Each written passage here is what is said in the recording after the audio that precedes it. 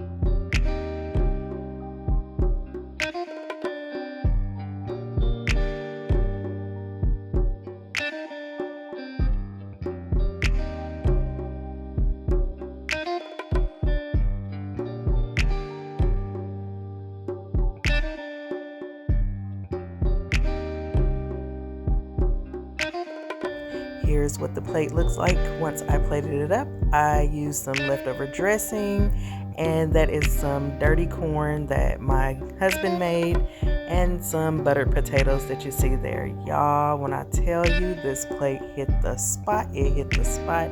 Although we are trying to move away from eating so much pork, you know what? It was good.